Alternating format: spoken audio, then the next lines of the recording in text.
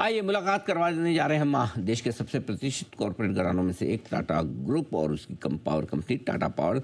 सबसे बड़ी integrated company power की हिंदुस्तान में सोलर, विंड, हाइड्रो, थर्मल सभी तरह के पावर के ट्रांसमिशन और डिस्ट्रीब्यूशन का करती है कंपनी कारोबार। और 25 गीगावाट से ज़्यादा की क्षमता कंपनी की ऑलरेडी हो चुकी है। आइए मुलाकात करते हैं हमारे साथ कंपनी के एमडी और सीईओ प्रवीर सिन्हा साहब कार्यक्रम में हो रहे हैं शामिल। सर ने बिजनेस लॉ में मास्टर्स और साथ ही साथ क्वालिफाइड इलेक्ट्रिकल इंजीनियर की डिग्री हासिल की है। 40 साल से ज़्यादा लंबा गहरा अनुभव है पूरा इस सेक्टर का। आपने आईआईटी दिल्ली से डॉक्टरेट भी किया है और साथ ही एमआईटी बॉस्टन से आपने विजिटिंग रिसर्च एनालिस्ट के तौर पर भी आपने क्वालिफिकेशन किया है। सिन्हा साहब, गुड मॉर्निंग, बहुत बहुत स्वागत है आपका। धन्यवाद सर हमें समय देने के लिए। कुछ इंटरेस्टिंग खबरें हैं आपकी कंपनी को लेकर, तो हमने सोचा कि उस पर आपसे एक बार बात की जाए, मुलाकात की जाए। सबसे पहले तो लेटेस्ट जो खबर है उसी से शुरुआत करता हूँ। साउथ ईस्ट यूपी में आपने एक पावर ट्रांसमिशन लाइन्स की शुरुआत की है। बताएं सर, क्या ये बड़ा डेवलपमेंट है और किस तरह से टाटा पावर को इसका फायदा होगा? नमस्कार अनिल जी, अच्छा sir. Thank you for having me on your show. And सचमुच ये बहुत बड़ा खबर है। ये काफी सालों से हम प्रयास कर रहे थे और गुजरात सरकार से मिलके हमने ये एसपीपीए फाइनलाइज किया है, जिसके तहत जो हमारा जो अंडर रिकवरी था कोल कॉस्ट में वो नहीं रहेगा और इसके कारण प्लांट ऑपरेट होगा एट फुल कैपेसिटी। और ये 1 अप्रैल से प्लांट पूरे तरीके से चलेगा।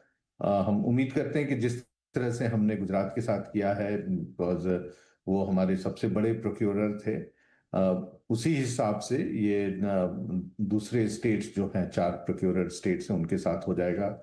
और इन प्रिंसिपल सबने इसी बात पे एग्री किया है एंड मैं उम्मीद करता हूँ कि ये प्लांट बहुत अच्छे तरीके से चल पाएगा। ओके, तो आप ये कह रहे हैं कि जो मुंद्रा प्लांट का भी इशू था उसको इन्वेस्टर्स काफ़ी लंबे समय से देख रहे हैं, तो गुजरात ऊर्जा विकास निगम लिमिटेड के साथ ये एक आपका टाइप हुआ है और दूसरा भी यूपी के साथ हुआ है। ऐसे टोटल कितने टाइप्स करने का इरादा रखते हैं सर आप? तो गुजरात मेन प्रोक्योरर है, 47.5% उनके पास है। और इसी तरह पंजाब, हरियाणा, राजस्थान और महाराष्ट्र के साथ करना है और ऑन सेम प्रिंसिपल करना है। पहले भी इन सबके साथ मीटिंग हुआ और मीटिंग में ये डिसाइड हुआ कि गुजरात मेन प्रोक्योरर है, जो भी गुजरात फाइनलाइज करेगा उसी के तहत और भी स्टेट्स कर लेंगे। तो मैं उम्मीद करता हूँ कि जल्दी ही ये सबके साथ हो जाएगा। But notwithstanding that is section 11 के अंदर प्लांट ऑपरेट करेगा from 1 April and we expect कि जो गर्मी में जो एक्स्ट्रा डिमांड आ रहा है इलेक्ट्रिसिटी का, वो हम अच्छी तरह से मीट कर पाएंगे। और सर मुंद्रा प्लांट के लिए क्या कितनी सिग्निफिकेंट बात है? क्या इससे मुंद्रा प्लांट को टर्न अराउंड करने में काफ़ी मदद मिलेगी, प्रॉफिटेबल होने में? और कब तक का आप टाइमलाइन देख रहे हैं?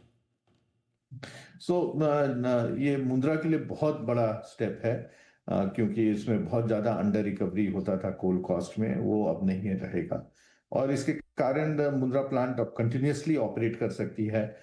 इसका पीपीए जो टर्म है 2038 तक है, तो अब अगले 12 साल जो इसको ऑपरेट करना है बिना कोई विलंब का या कोई रुकावट का ये ऑपरेट करेगा।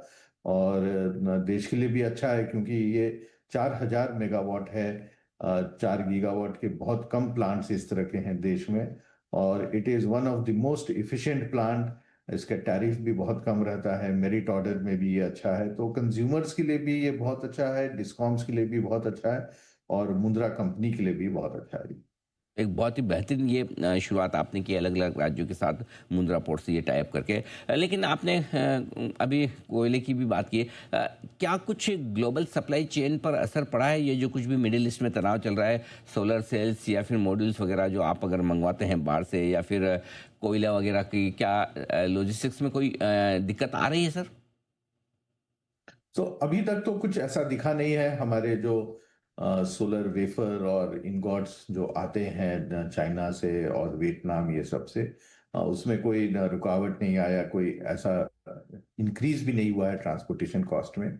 सिमिलरली जो कोयला आता है हमारा बहुत सारे कंट्रीज से आता है, जैसे Indonesia, Australia, south Africa, Mozambique, वहाँ पे भी कोई ऐसा डिसरप्शन नहीं हुआ है सप्लाई में, ना ही बहुत इंक्रीज हुआ है प्राइसेस में। थोड़े बहुत इंक्रीज हुए हैं but those are very small market changes that has happened. तो मेरे हिसाब से कोल बेस्ड प्लांट्स में इतना कोई इम्पैक्ट नहीं होने वाला है, and to that extent we are quite insulated from the changes जो दूसरे प्रोडक्ट्स में हो रहा है फ्रॉम वेस्ट एशिया। ओके। एक और चीज़ बताएं सर, जिस तरह से मिडिल ईस्ट की वजह से एनर्जी क्राइसिस हुआ है, क्या आपको लग रहा है कि कुछ प्रेफरेंसेस या फिर फोकस बढ़ रहा है थर्मल पर, रिन्यूएबल्स पर, और क्या उसका फ़ायदा मिलेगा पूरे सेक्टर और आपकी कंपनी को? हाँ, बिल्कुल बहुत फायदा मिलेगा, बिकॉज जिस तरह से अभी ऑयल एंड गैस पे इम्पैक्ट हो रहा है, तो काफी सारे लोग शिफ्ट करेंगे इलेक्ट्रिकल इक्विपमेंट्स, इलेक्ट्रिक व्हीकल। सो ये बहुत अच्छा ट्रेंड भी रहेगा, इन द सेंस कि हमारे पास काफी सेल्फ सफिशिएंसी है कंट्री में।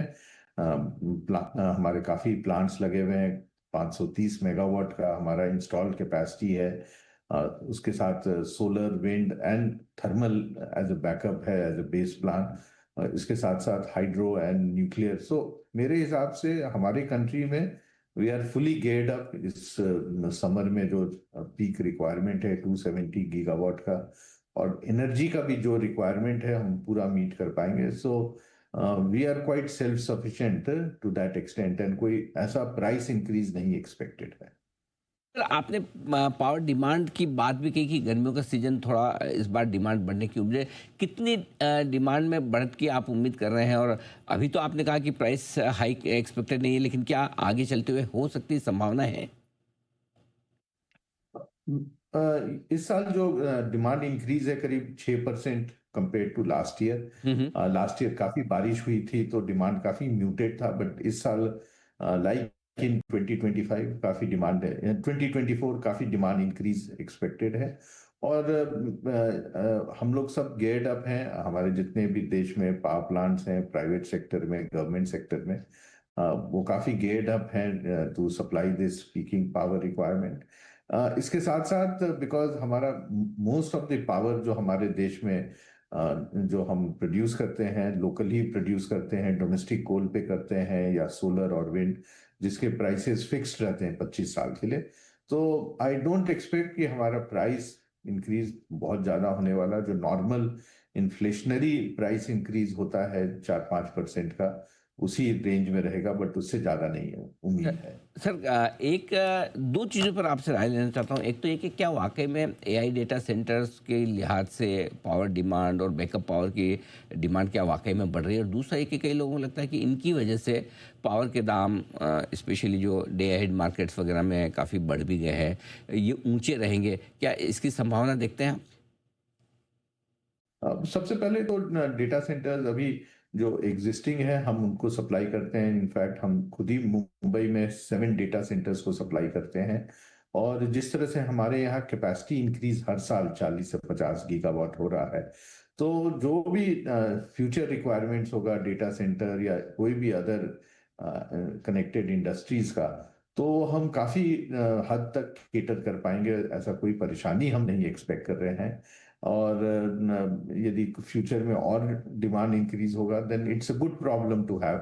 और हम उम्मीद करते हैं कि हम फ्यूचर में यदि जरूरत हो तो ज्यादा इन्हांस भी कर सकते हैं जो नए प्लांट्स लगाने हैं। तो हमें कोई ऐसा परेशानी नहीं लगता है।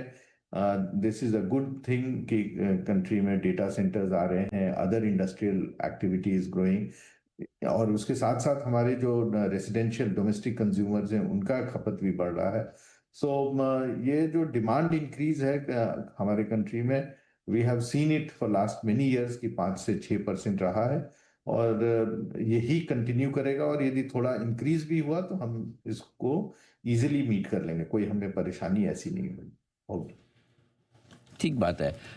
बिल्कुल परफेक्ट तरीके से आपने बताया भी। सर, बहुत बहुत धन्यवाद आपका, आपने समय दिया और विस्तार से अपने बड़े डेवलपमेंट्स और आगे के आउटलुक के बारे में जानकारी हमें दी। Thank you so much sir. आप